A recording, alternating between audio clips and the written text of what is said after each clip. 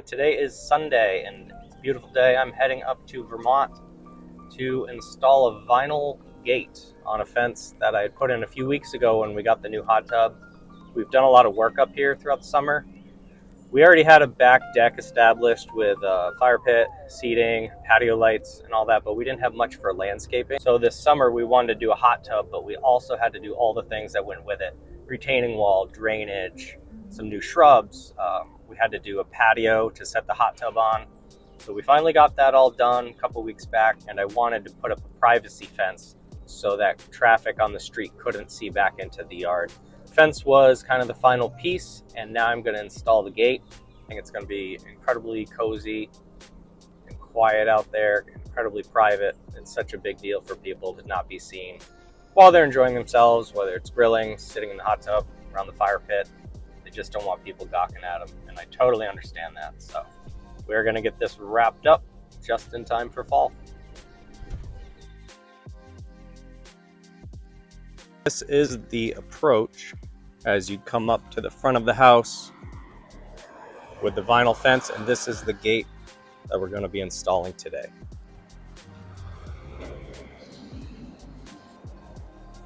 It's always important to have a nice, clean, open workspace. I didn't want to bring sawhorses up for this project. I decided just to work right off the picnic table.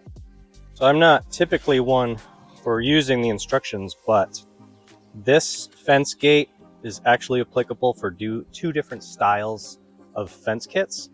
Not to mention, it's also in Spanish and in French. So you kind of have to weed through all of the pieces and find exactly what you're looking for. And this gate being a very specific size, I want to make sure I'm getting it all right. I think I had pre-cut everything to the right lengths, so I'm going to double check that. So basically what I want to do now is unbox the hardware, separate everything, and make sure I've got exactly what I need. Before I started the job, I should have unboxed everything just to make sure it was all there, not on installation day. So I just got all the pieces assembled. I have no hardware yet. I've already run into a bit of a snag. Now, I believe the gate's just out of square. You can see here that this bottom lip is hanging out quite a bit lower than it should.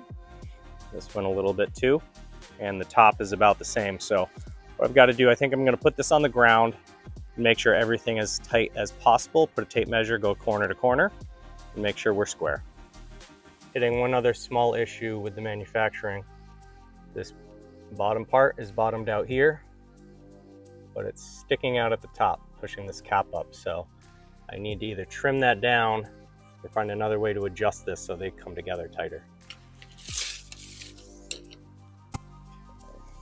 I just readjusted the panels so they actually sit together, and I'm checking the corners for square.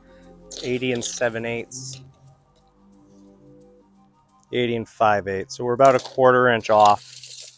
This corner to corner is a little long. Just by pushing on the long corners can bring the whole panel back to square. I don't know if that did anything or not. 80 and 3/4. I can tell you this is going to be right on the money. If I could hook the tape. 80 and 11/16. It's within a 1/16 of an inch corner to corner, so we're going to call that good.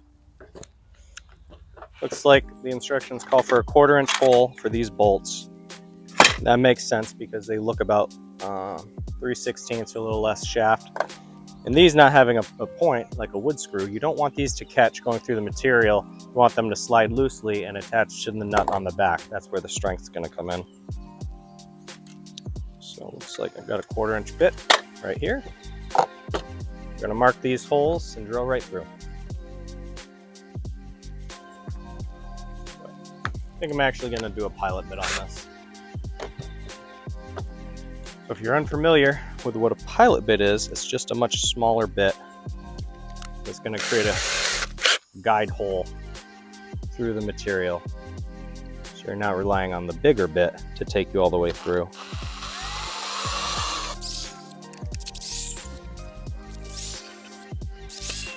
So there.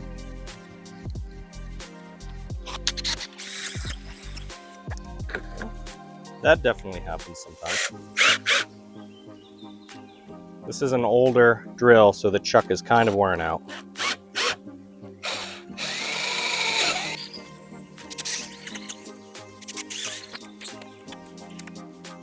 See how we did. 4 bolts, 4 nuts.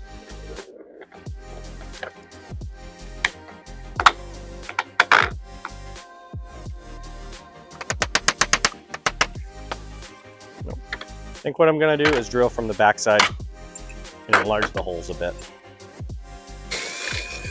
Well, there's really no reason to have these bolts super tight. It's just going to make life a lot harder.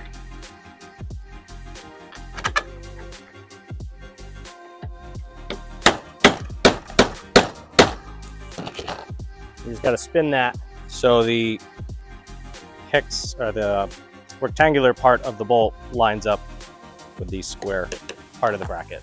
After fighting with that last bracket for a minute, I've changed my game plan on this one. I'm going to drill through the bracket holes on both sides, kind of punching through the vinyl. This being a hollow channel, it's actually pretty difficult to get these bolts lined up. If you did this on a drill press or something and it was perfectly straight, I think we'd have a better shot. Or if you really oversize this hole, which I don't really want to do, I'm just going to drill one at a time, top, bottom, get the bolt through.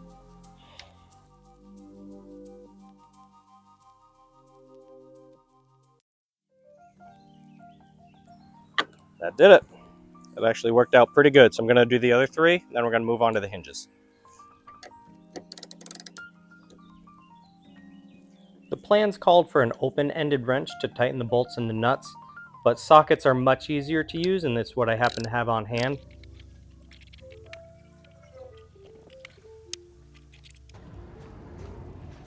Now that the gate's completely assembled, we're going to try it out. Looks like she's going to fit.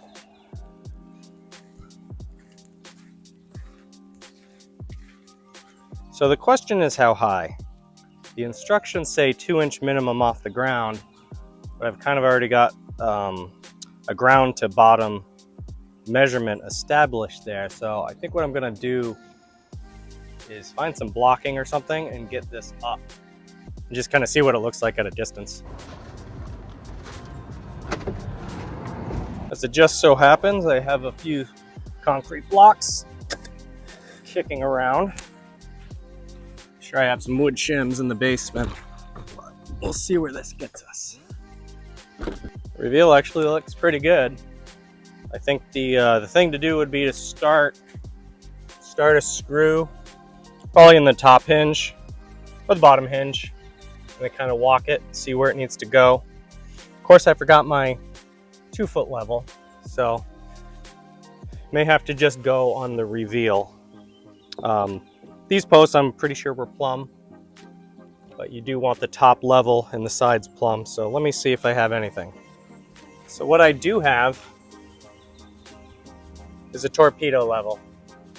I don't know if that's really going to tell me anything. I'm almost thinking I just go by the reveal because that's what your eye's going to see. Put this up kind of for hoo-ha's. Obviously that's out of plumb. But if we push this up, or that reveal looks halfway decent, I'll measure it, of course. Actually, that looks level by the torpedo, but my reveal's off and it's hitting that other post. So I think I'm just gonna go by the reveal and then see what that looks like. I might go up a little bit more and try and line up the top rails. So many of these types of projects are very subjective. It's just whatever looks good to the eye is really what flies. I like where that's sitting, so I'm gonna put a screw in this top hinge and then work on the reveal, taking those blocks out. It's a pretty chubby screw. I'm not sure if this is gonna drive in or I'm gonna have to pre-drill. I think I'm gonna get a bit just to be safe. I'm glad I pre-drilled that. That screw was not going in on its own. So the reveal here looks good. It looks level across the top, so I'm not going to worry about what it's looking like on the left-hand side. If one of these posts are out, we're just going to have to deal with it. I think that fence panel, because it's kind of just 2 posts in a small panel, it may have come out of plumb. I could always straighten that out later, but I think we're just going to get this all installed. Once I had at least 1 screw in each hinge, I went ahead and pre-drilled all the holes at once and then continued the installation. I did the same thing with the latching hardware. I got one screw in and then finished up everything else.